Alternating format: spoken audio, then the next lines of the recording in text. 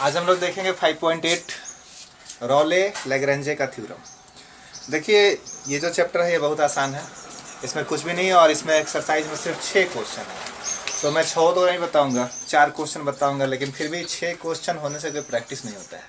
तो इसके कारण से एग्जाम्पल में जो क्वेश्चन दिए हैं 2 क्वेश्चन एग्जाम्पल में दिया हुआ है, उस एग्जाम्पल वाले क्वेश्चन को उसके बाद से RS अग्रवाल RD शर्मा जो भी आपके पास किताब हो, जिस भी प्रकाशन का हो, उससे आप लोग जो रॉले और लैग्रेंजे थ्योरम पे क्वेश्चन है उसे बना लीजिएगा। सारे में पॉइंट एक ही रहता है, मैं पॉइंट समझाता हूँ रॉले थ्योरम के बारे में। अगर रॉलेस थ्योरम के बारे में हम देखते हैं तो 3 बातों पर ध्यान देना पड़ता है। सबसे पहली बात क्या है कि वह कंटिन्यूअस होना चाहिए। कंटिन्यूअस होना चाहिए यानी संतत होना चाहिए। किसे कहते हैं मैं भी समझाऊंगा। उसके बाद से वह डिफरेंशिएबल होना चाहिए यानी अवकलनीय होना चाहिए, उसका अवकलन होना चाहिए, अवकलनीय होना चाहिए। और तीसरी बात जो है वह ये है कि FA और FB आपस में बराबर होने चाहिए। ये 3 शर्त अगर पूरा हो जाता है तो इसका मतलब है कि रॉले थ्योरम सेटिस्फाई होता है। 3 बात अगर पूरा हो जाता है तो इसका मतलब है कि रॉले थ्योरम सेटिस्फाई होता है। पहला चीज क्या, कंटिन्यूअस। दूसरा चीज क्या, डिफरेंशिएबल। तीसरा चीज क्या, FA इक्वल टू FB। तो 3 बात हमें कभी भी किसी भी क्वेश्चन में देखना है। अगर ये तीनों बात सेटिस्फाइड होता है तो इसका मतलब है कि वह रॉले थ्योरम को सेटिस्फाइड करता है। नहीं होता है तो इसका मतलब है कि वो रॉले थ्योरम को सेटिस्फाइड नहीं करता है। इसके बाद से एक और चीज देखते हैं थोड़ा। एक यहाँ पे एक्स एक्सिस है, यहाँ पर एक कर्व है, इसे मानते हैं A, इसे मानते हैं B। ये इसका मैक्सिमम पॉइंट जाएगा। इस दोनों के बीच में जरूर यहाँ पे कोई ना कोई एक पॉइंट आएगा जो मिड पॉइंट होगा, उसे हम लोग C मान लेते हैं। क्या मान लेते हैं? C। और हमेशा याद रखिएगा कि F' को मुझे 0 मानना है, यानी C का जब हम लोग डिफरेंशिएशन करते हैं तो वह F' इक्वल टू हमेशा 0 होना चाहिए। इतनी बातें हमको क्लियर करनी है। पहला चीज कि रॉले थ्योरम को सेटिस्फाइड करने के लिए वो कंटिन्यूअस होना चाहिए, डिफरेंशिएबल होना चाहिए, और तीसरा चीज कि FA बराबर FB होना चाहिए। ये इतनी बात हमारे दिमाग में बैठ जानी चाहिए। अगर इतना बात हमारे दिमाग में बैठ गया तो सवाल बन जाएगा। कैसे? देखिए, जो आपका पहला क्वेश्चन है वह बोल क्या रहा है। पहला क्वेश्चन आपका बोल रहा है कि verify Rolle's theorem for the function fx equal to x square plus 2x minus 8, x element -4 and 2। ठीक है। अब यहाँ पे देखिएगा क्वेश्चन में मेरे पास है कि fx equal to x square plus 2x minus 8। तो कंटिन्यूअस पहचानने का सबसे सिंपल तरीका, अगर वो पोलिनोमियल है, बहुपद है, तो वह कंटिन्यूअस है। अगर वह पोलिनोमियल है, बहुपद है, तो वह कंटिन्यूअस है। तो इसमें 1 पद, 2 पद, 3 पद, 1 term, second term and third term, there are 3 terms. यहाँ पे 3 पद है, तो इस कारण से यह एक बहुपद है। तो लिख देंगे इट इज कंटिन्यूअस। पहला शर्त पूरा, फर्स्ट कंडीशन फुलफिल्ड। दूसरा, कंटिन्यूअस है तो ये डिफरेंशिएबल होगा, इट इज डिफरेंशिएबल। क्यों भाई? जब यहाँ पे पोलिनोमियल है तो पोलिनोमियल कभी भी आपका डिफरेंशिएट हो सकता है। अब थर्ड कंडीशन क्या कि FA का वैल्यू निकालिए। FA का वैल्यू कहने का मतलब कि जहां जहां x है वहां वहां आप -4 यानी वैल्यू A रख दो। -4 का स्क्वायर 2 इंटू -4 माइनस में 8, -4 का square 16, -8 -8 16, 16 minus 16 equal to 0। FA equal to 0। इसी प्रकार से मैं निकालता हूं FB। जहां जहां x है वहां वहां 2 रख दीजिए। 4 + 4 -8, 8 - 8 इक्वल टू 0। यानी एफ ए बराबर एफ बी, एफ ए बराबर एफ बी। पहला शर्त क्या है? कंटिन्यूअस है। दूसरा शर्त डिफरेंशिएबल है। तीसरा शर्त एफ ए बराबर एफ बी है। चूंकि तीनों शर्त फुलफिल हो गया, तीनों शर्त पूरा हो गया, इसका मतलब है कि ये फंक्शन जो है यह रोले थ्योरम को सेटिस्फाइड करता है। रोले थ्योरम सेटिस्फाई हुआ क्योंकि यहाँ पर हमने तीनों शर्त का पालन कर लिया। यहाँ पे कोई दिक्कत नहीं है। हाँ, एक और बात ये है, क्वेश्चन में नहीं दिया है, लेकिन अगर आपसे कह दे कि एफ डैश एक्स निकालो, तो एफ डैश एक्स निकालने के लिए अगर आप क्वेश्चन करते हो तो एफ डैश एक्स 2x + 2 होगा। ये सारे व्यक्ति इस बात को जानते हैं, 2x + 2। फिर मैंने बोला कि 2x + 2 का वैल्यू 0 रख देना है। 2x माइनस में 2, x बराबर -2/2 यानी माइनस में 1। तो यहाँ पे x का वैल्यू कितना आ जाएगा? -1। तो यहाँ पर ये चीज देखने लायक होता है। It is continuous, it is differentiable, f a equal to f b, all the conditions of Rolle's theorem are satisfied, so this function satisfies Rolle theorem। जितना भी फंक्शन है रोले थ्योरम का उन सभी को ये संतुष्ट करता है, सेटिस्फाई करता है। इस कारण से हम कह सकते हैं कि ये फंक्शन रोले के थ्योरम को संतुष्ट करता है, सेटिस्फाई करता है। स्क्रीनशॉट लो।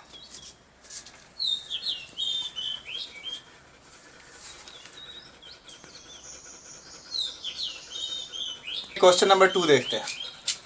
क्वेश्चन नंबर 2 में 3 क्वेश्चन दिया हुआ है। क्वेश्चन नंबर 2 में 3 क्वेश्चन है और तीनों क्वेश्चन में आपको यही देखना है कि ये रोले थ्योरम को सेटिस्फाई करता है कि नहीं करता है। मैंने तीनों बोर्ड पर लिख दिया है, कोशिश करूंगा हटा देने का।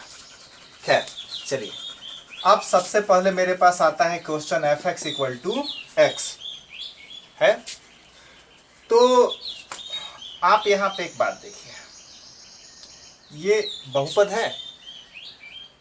बहुपद है? नहीं है, सिर्फ एक ही पद है इसमें। It is not a polynomial, it is a monomial. तो यहाँ पर चूंकि बहुत सारे पद नहीं है, यहाँ पे सिर्फ और सिर्फ क्या है? एक ही यहाँ पे पद है, सिर्फ एक ही टर्म है, तो ये कंटिन्यूअस नहीं है। It is not continuous. और एक भी शर्त अगर आपका फुलफिल नहीं होता है, आप उसी समय लिख दीजिएगा कि यह रोले के थ्योरम को सेटिस्फाई नहीं करता है। सो इट डज नॉट सेटिस्फाई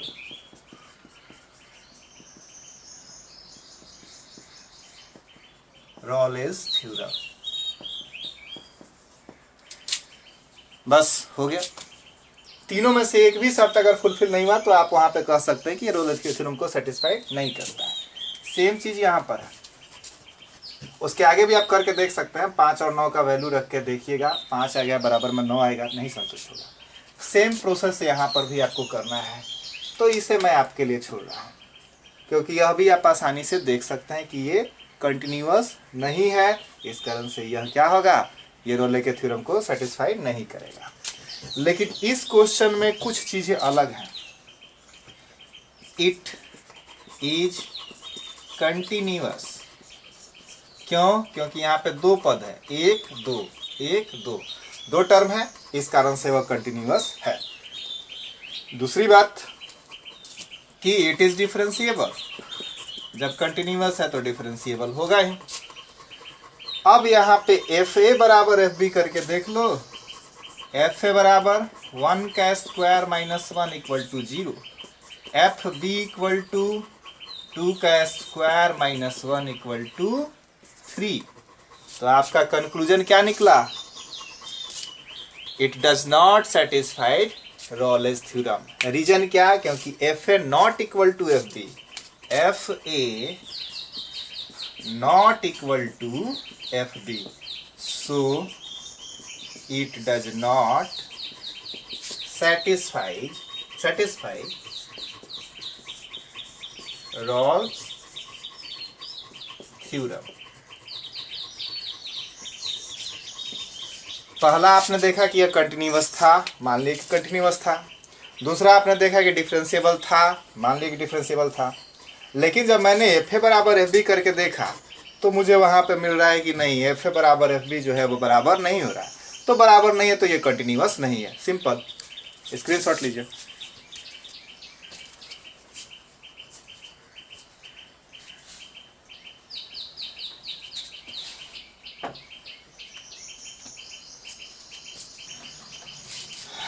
आप देखिए क्वेश्चन नंबर 3। क्वेश्चन नंबर 3 में दिया हुआ है कि function -5 tends to R is a differentiable function. उसने पहले ही दे दिया है कि is a differentiable function and if f dash x does not vanish anywhere then prove that f -5 not equal to f5। अब देखिए तीसरा नंबर क्वेश्चन 2 लाइन। क्वेश्चन में स्टार्टिंग में ही उसने दे दिया है कि इट इज डिफरेंशिएबल। ये काम मुझे करना ही नहीं है। डिफरेंशिएबल कब होगा? जब कंटिन्यूअस होगा। It is continuous. ये दो बातें आपको सवाल में दे दिया गया है, कंटिन्यूअस है, डिफरेंशिएबल है। बट उसने तीसरा बात क्या बोला कि f a not equal to f b. आप ध्यान दीजिएगा, उसने क्वेश्चन में लिखा है कि f-5 not equal to f5। तो जब उसने खुद इस बात को, तीसरे वाले शर्त को उसने नकार दिया, तो आपको लिखना पड़ेगा it does not satisfy Rolle's theorem. ये जो इतना क्वेश्चन मैंने आपको बताया वो सिर्फ इसलिए बतलाया है कि रोले के थ्योरम को कौन सेटिस्फाई करता है, कौन सेटिस्फाई नहीं करता है, ये आप आसानी से जान जाइए। रोले के थ्योरम को सेटिस्फाई करने के लिए 3 शर्त है। पहला शर्त है कि वह कंटिन्यूअस होना चाहिए, दूसरा शर्त है कि एफ ए और एफ बी बराबर होना चाहिए, तीसरा है डिफरेंशिएबल होना चाहिए। 3 शर्त, continuous, differentiable and f a equal to f b. Continuous differentiable दे दिया है, इसने दिया है कि एफ ए बराबर नहीं है एफ बी के, तो आप लिखोगे कि वह रोले थ्योरम को सेटिस्फाई नहीं करता है। यानी वही सेटिस्फाई करेगा जो तीनों शर्तों को करेगा फुलफिल। 3 शर्त क्या? Continuous, differentiable, f a equal to f b. Continuous, differentiable, f a equal to f b. चलिए एक बार बोल भी लीजिएगा अपने मन में और तब इसे स्क्रीनशॉट ले ले। क्वेश्चन नंबर 4 में हम लोग चलेंगे।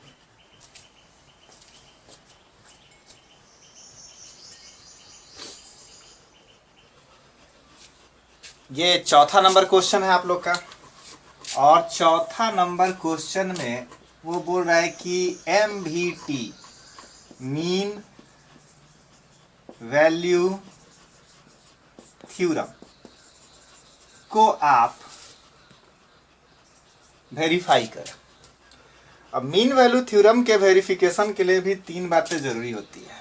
पहली बात क्या है कि कंटिन्यूअस होना चाहिए, रोले में भी याद किए हैं। डिफरेंशिएबल होना चाहिए, रोले में भी याद किए हैं। लेकिन तीसरा बात जो है f dash c f b minus f a बटा बी माइनस ए, ये बराबर होना चाहिए। और जो आप एफ डैश सी का मान निकाल रहे हैं वो इस दोनों के बीच में आना चाहिए। एफ डैश सी का जो आप वैल्यू निकाल रहे हैं वो इस दोनों के बीच में आना चाहिए। अगर बीच में आ गया तो आपका सही है वेरिफिकेशन, नहीं आया तो गलत है। तो एफ डैश सी का वैल्यू निकालना है। मेन बात यही है इसमें कि एफ डैश सी का वैल्यू निकालो, देखो इस दोनों के बीच में आता है कि नहीं। अगर आता है तो सही है, नहीं आता है तो नहीं सही है। जैसे मान लीजिए कि 5 आ गया आंसर तो गलत है, माइनस में चला गया आंसर तो गलत है। तो ये मीन वैल्यू थ्योरम है। 3 शर्त इसका भी है, कंटिन्यूअस हो, डिफरेंशिएबल हो, f dash c equal to f b minus f a बटा बी माइनस ए होना चाहिए, जो मैंने बोर्ड पर लिख दिया है। ओके, ये मैं चौथा क्वेश्चन आप लोग को बताने जा रहा हूं, इसे आप लोग देख लीजिए।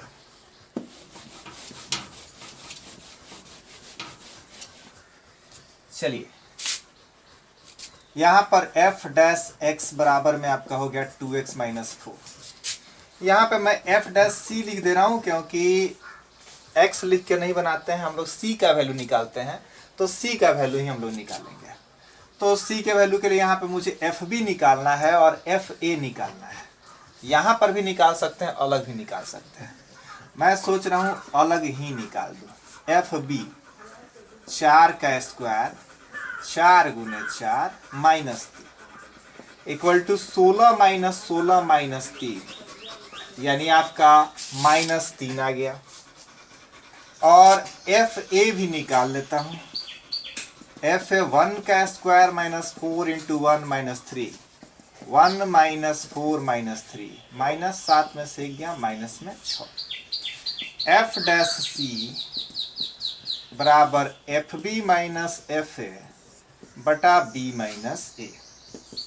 F dash c, f dash x है तो 2x माइनस 4, एक्स है तो यहाँ x लिखा गया है, तो सी है तो यहाँ पे क्या लिखा जाएगा, क्या लिखा जाएगा, c, यानी 2c माइनस 4। एफ बी का मान आपने क्या निकाला है, बोलिए क्या निकाला है, -3। चिन्ह किस चीज का है, माइनस का। एफ ए का मान कितना निकाला है, -6। बी माइनस ए यानी 4 में से 1 घटेगा। Okay, 2c minus 4, minus minus +6 और +6 आ जाएगा, +6, 6 में से 3 गया 3 बटा में 3, 3 से 3 कट गया एक बार में। अब आगे देखो, 2c बराबर 4 इधर जाके जुटेगा 5, c बराबर 5 बटा 2, c बराबर 5 बटा 2 यानी 2.5। और आप अच्छी तरह से जानते हैं कि 1 और 4 के बीच में 2.5 आ जाएगा, उससे बड़ा तो मान है नहीं। हो गया। तो इस क्वेश्चन में भी आपको बस डिफरेंशिएशन निकालना है, डिफरेंशिएशन बताना है कि डिफरेंशिएबल है, कंटिन्यूअस है, और एफ डैश सी का वैल्यू निकाल लीजिए। एफ डैश सी का वैल्यू इस दोनों के बीच में आता है तो सेटिस्फाई करता है, नहीं आता है तो सेटिस्फाई नहीं करता है, सिंपल है। इसके बाद वाला जो क्वेश्चन है आपका, question number 5, x to the power 3 minus 5x square minus 3x, उसे भी आप सॉल्व कर सकते हैं। इसमें आपको क्वाड्रेटिक इक्वेशन का जरूरत पड़ेगा फैक्टराइज करने का, जो आपने 9th और 10th में पढ़ा है। फैक्टराइज करिएगा, उसके वैल्यूज को निकालेगा, 2 वैल्यू आएगा, देखिएगा वो सेटिस्फाई करता है कि नहीं करता है। और छठा नंबर क्वेश्चन जो है वो यह कह रहा है कि जो भी examine the applicability of mean value theorem for all 3 functions given in the above exercise 2। यानी क्वेश्चन नंबर 2 में जो 3 क्वेश्चन दिए हैं उसका आप MVT भी निकालिए। रॉलेस थ्योरम तो आपने प्रूफ कर दिया है, अब उसका MVT भी निकालिए। तो आपको MVT निकालने के लिए 3 शर्त, कंटिन्यूअस, डिफरेंशिएबल होना चाहिए, और एफ डैश सी का वैल्यू ए और बी के बीच में होना चाहिए। एफ डैश सी का वैल्यू ए और बी के बीच में होना चाहिए। तो एक बार ध्यान से सुनिए, रॉले थ्योरम में बताया गया है कि कंटिन्यूअस होना चाहिए, डिफरेंशिएबल होना चाहिए, और एफ ए बराबर एफ बी होना चाहिए। एमवीटी में मीन वैल्यू थ्योरम में क्या है, कंटिन्यूअस होना चाहिए, डिफरेंशिएबल होना चाहिए, और साथ ही साथ एफ डैश एक्स का मान, जिसे आप एक्स के जगह पे बाद में सी कर दीजिएगा, एफ डैश सी का वैल्यू आपका ए और बी के बीच में होना चाहिए। एफ डैश सी मैं इसलिए बोल रहा हूँ क्योंकि हर जगह मैंने वैल्यू के रूप में सी ही निकाला है, और उस शुरू में कोई ग्राफ भी दिया था, उस पर मैंने लिखा था कि ए और बी के बीच में एक बिंदु होता है सी, उसका मान निकालना है, तो इसलिए मैं उसे एफ डैश सी लिखूंगा। देखिए, हम लोग जितने भी क्वेश्चंस को बनाते हैं, समझते हैं, ऐसा कई बार होता है कि हम लोग एक बार में उसे नहीं समझ पाते हैं, उसे बार बार समझना होता है। 2 तरह के इंसान होते हैं, एक होते हैं थकने वाले, एक होते हैं लगातार मेहनत करने वाले। आपको बनना है लगातार मेहनत करने वाला। आप जब आगे बढ़ते हैं अपने लाइफ में, ज़िंदगी में बहुत सारे ऑब्स्टेकल्स आते हैं, बहुत सारी रुकावटें आती हैं, लेकिन रुकावटों के बाद अगर आप रुक जाते हैं तो जहाँ थे वहीं पे रुक जाता है। लेकिन अगर रुकावट से आगे बढ़ते हैं तो निश्चित है कि आपसे कम क्षमता वाले लोग आपके पीछे रुक गए, क्योंकि वो रुकावट उनके लिए भी था, और आप उस रुकावट से आगे चले गए। ठंडी के मौसम में जब काफ़ी घना कुहासा रहता है ना, तो उसमें भी हमको एक सीख मिलता है। क्या सीख मिलता है? कितना भी घना कुहासा रहता है, जैसे जैसे हम अपने कदमों को बढ़ाते रहते हैं, आगे का रास्ता साफ होने लगता है। जब घर से निकलते हैं तो आप देखते हैं बहुत घना कोहरा है, बहुत दिक्कत होगा, लेकिन जैसे जैसे आपके स्टेप बढ़ते जाते हैं, कोहरा साफ होते जाता है और आगे अपने लक्ष्य पर पहुंचते जाते हैं। तो लाइफ में बहुत सारी दिक्कतें आती हैं, लेकिन हमेशा ये सोचना चाहिए कि 2 तरह के इंसान होते हैं। एक होते हैं वो जो पीछे चलते हैं, फॉलोअर, और दूसरे वो होते हैं जो लीडर होते हैं। फॉलोअर कभी मत बनिए, आप लीडर बनने के लिए आए हैं, आपको लीडर बनना है। आप खुद सोचिए कि कैसा लाइफ आप चाहते हैं, किस तरह का। अगर आप खुद को सोचिए, आप यहाँ से पढ़ कर निकलते हैं, पढ़ के निकलने के बाद से आप किसी चौराहे पर खड़े हैं लाठी लेकर, और वहाँ पे आप गाड़ी वगैरह को चेक कर रहे हैं, रोक रहे हैं, उसे भेज रहे हैं, और जैसे ही आपका कोई आला अधिकारी आता है आप उसे सैल्यूट मारते हैं। दो क्रिएशन है वहाँ पे, एक सैल्यूट मारने वाला और एक है सैल्यूट लेने वाला। खुद को इमेजिन करो कि तुम अपने आप को कहाँ देखना चाहते हो, सैल्यूट करने वाले जगह पे या सैल्यूट लेने वाले जगह पे। बस यही चीज़ तुम्हारे दिमाग में घूमता रहेगा और तुम अपने सारे मुश्किलों को निकाल लोगे। तुम्हें सैल्यूट मारना है या सैल्यूट लेना है, ये तुम्हारे ऊपर डिपेंड करता है। मैंने ये सारी बातें इसलिए बताई कि बहुत छोटा सा वीडियो था, आप इसको ध्यान से देखेंगे। ध्यान से देखने के बाद से जितनी बार आप देखें उतना बार आपके लिए बेहतर है। बट आपको एक चीज़ अपने लाइफ में ये मान कर चलना है कि ये जितनी भी चीज़ें हैं, ऑब्स्टेकल्स हैं, इन ऑब्स्टेकल्स को आपको पार करना है। यहाँ पे ये सब चैप्टर्स जो होते हैं मैंने काफ़ी छोटा करके बताया है, क्योंकि मैं मेन उसी पॉइंट को बताना चाहता हूँ जिससे आपके बात दिमाग में आ जाए, आप उसे सॉल्व कर ले, आप एग्जामिनेशन निकाल ले। बस मेरा मकसद ये है। अब यहाँ से आपका मकसद ये बनता है कि आप और मुझसे कितना पूछना चाहते हैं, आप मुझसे कितना जानना चाहते हैं। तो आप मुझसे क्वेश्चन अराइज करिएगा, और जब वो क्वेश्चन अराइज होकर मेरे पास आएगा तो मैं उसका आंसर दूंगा। फिलहाल इस वीडियो में इतना ही।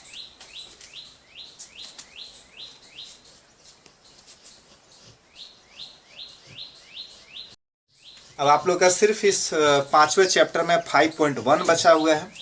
5.1 के लिए आपको लिमिट और कंटिन्यूटी को थोड़ा बताना पड़ेगा। आप लोग जरा कमेंट बॉक्स में बताइए कि पहले आप लोग मुझसे 5.1 पढ़ना चाहते हैं, या मैं आप लोगों को चाह रहा था कि 7.1 से कुछ बता देता। क्योंकि अगर मैं 6.1 शुरू करता हूँ तो लंबे लंबे क्वेश्चंस और वो थोड़ा ज़्यादा लैंग्वेज क्वेश्चन होगा। तो अभी आप मुझसे ऑनलाइन क्या पढ़ना चाहते हैं? अगर आप 7.1 से पढ़िएगा तो आपके लिए फ़ायदा होगा कि फिज़िक्स में आपको जो डेरिवेशन करना है उसमें आपको फ़ायदा होगा। तो आज कमेंट बॉक्स में लिख के बताइए कि पहले 7.1 पढ़िएगा लोग, 7.1 से 7.11 तक, या 6 चैप्टर पढ़िएगा। ये आप पर डिपेंड करता है। कमेंट बॉक्स में लिख के बताइएगा, उसके बाद मैं बताऊँगा।